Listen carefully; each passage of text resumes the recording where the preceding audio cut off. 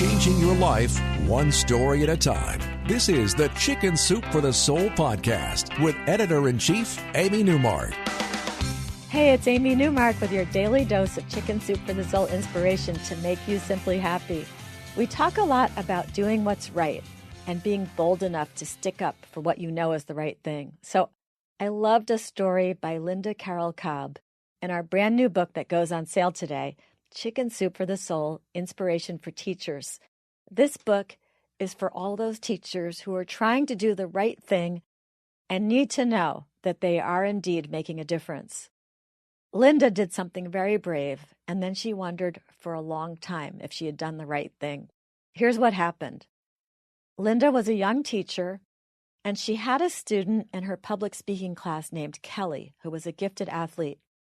Kelly wasn't a behavior problem, but he never put much effort into her class. He did enough to get by and pass the first semester, but second semester was a different story. He didn't do any classwork, and he blew off the exam. Even though Linda tried to give him a break, his average was still below 50. He had no chance of passing, and yet he needed the credit from her class to graduate. Kelly had won a state championship in track. He ranked as one of the school's all-time stars. A large photograph of him in his uniform was prominently displayed in the gym foyer, and he had earned a scholarship to college for track. Kelly's track coach asked Linda to change his grade. Then the head guidance counselor asked. Then an assistant principal tried to pressure her to pass Kelly. She said they played all their cards, guilt, pity, race, but she couldn't do it. His average wasn't even close to passing. Why should she treat him differently than the other students just because he was a great athlete? He could have passed if he had tried, but he didn't try. Linda had all these men ganging up on her. It was really stressful, but she knew she was doing the right thing. It wasn't like Kelly had worked his heart out. He hadn't made the effort, and these were the consequences. Kelly ended up having to go to summer school to earn the credit he needed to graduate. Now, a few years had passed, and one day, Linda looked out the door, and who did she see but Kelly? Uh-oh, she knew he had been furious when she forced him to go to summer school. Why was he here?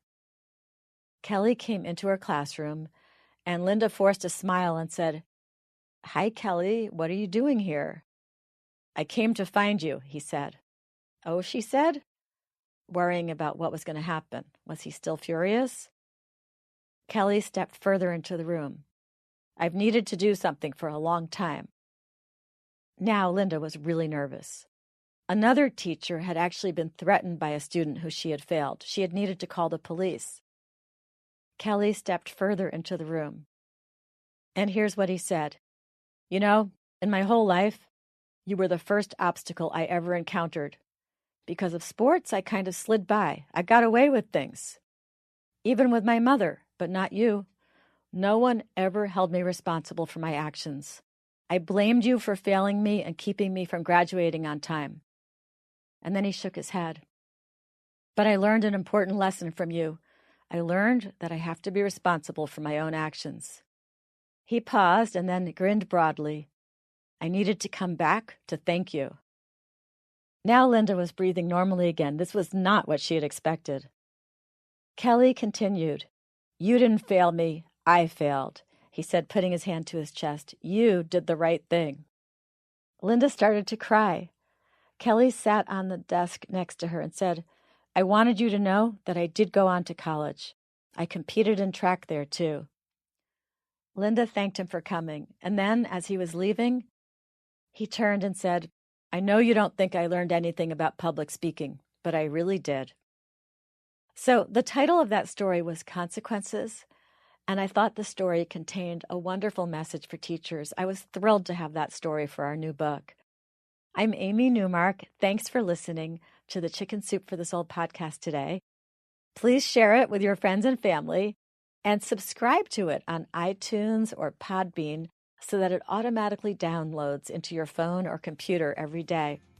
If you want to read more about the book that today's story came from, Chicken Soup for the Soul, Inspiration for Teachers, please go to our website, chickensoup.com, and come back tomorrow for a completely different topic on Wow Wednesday.